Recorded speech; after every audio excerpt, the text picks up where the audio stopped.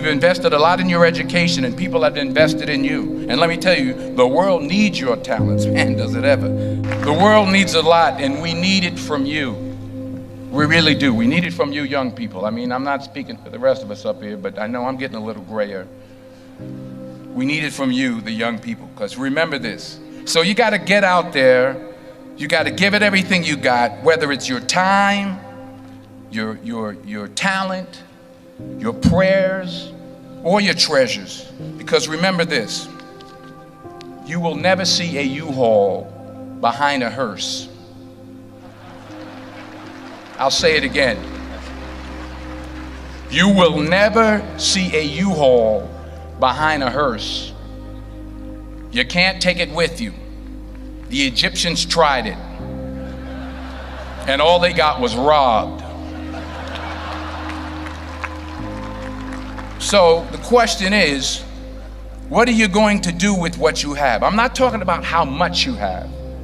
Some of you are business majors, some of you are theologians, nurses, sociologists. Some of you have money, some of you have patience, some of you have kindness, some of you have love, some of you have the gift of long suffering. Whatever it is, whatever your gift is, what are you going to do with what you have? Fail big. That's right. Fail big. Today's the beginning of the rest of your life, and it can be very frightening. It's a new world out there. It's a mean world out there, and you only live once. So do what you feel passionate about. Take chances professionally.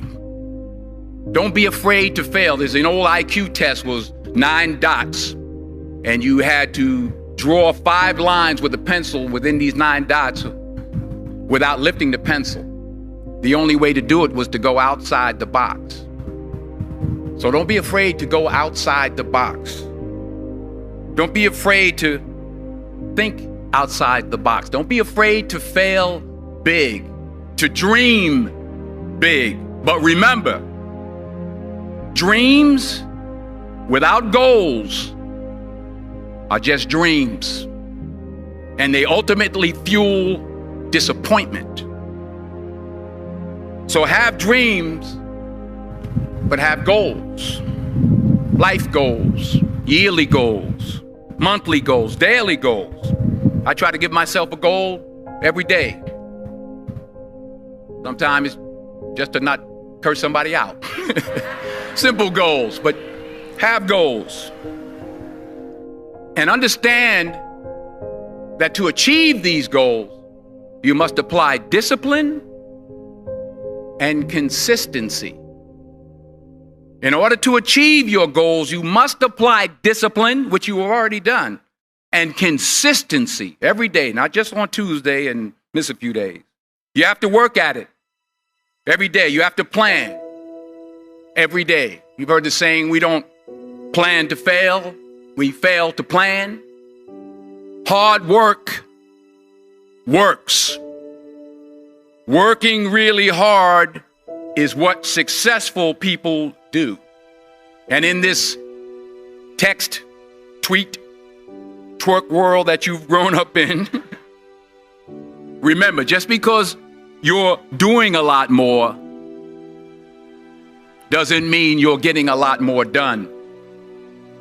Remember that. Just because you're doing a lot more doesn't mean you're getting a lot more done. Don't confuse movement with progress. My mother told me, she said, yeah, because you can run in place all the time and never get anywhere. So continue to strive, continue to have goals, continue to progress. I found that nothing in life is worthwhile unless you take risks. Nothing. Nelson Mandela said, there is no passion to be found playing small and settling for a life that's less than the one you're capable of living. Now, I'm sure in your experiences in school and applying to college and picking your major and deciding what you want to do with life, I'm sure people have told you to make sure you have something to fall back on. Make sure you got something to fall back on, honey. But I never understood that concept. having something to fall back on. If I'm going to fall, I don't want to fall back on anything except my faith. I want to fall forward. I figure at least this way I'll see what I'm going to hit.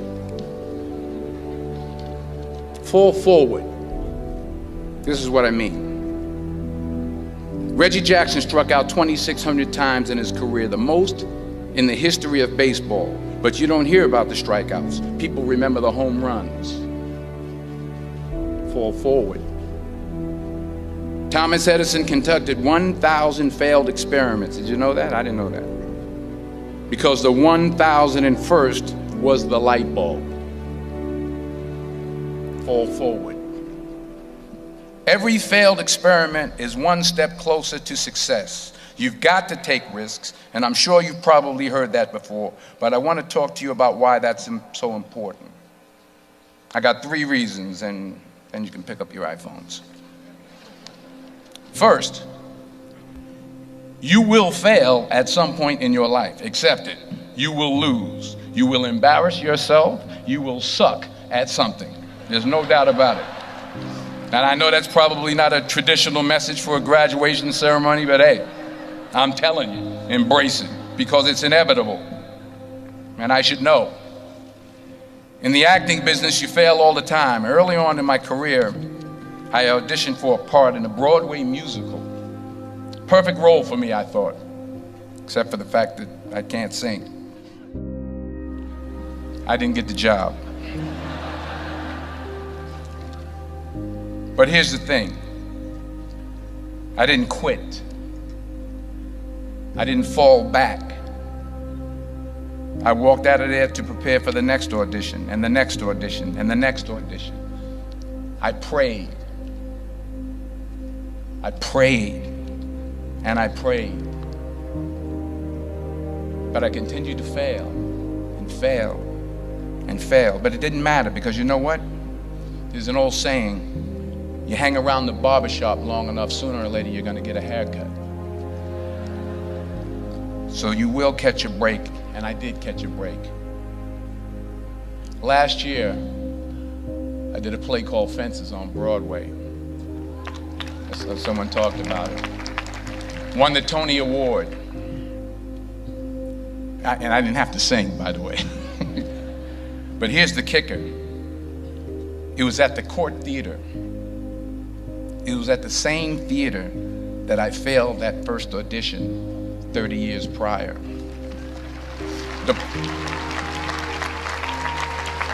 point is, and I'll pick up the pace, the point is, every graduate here today has the training and the talent to succeed. But do you have the guts to fail? Here's my second point about failure.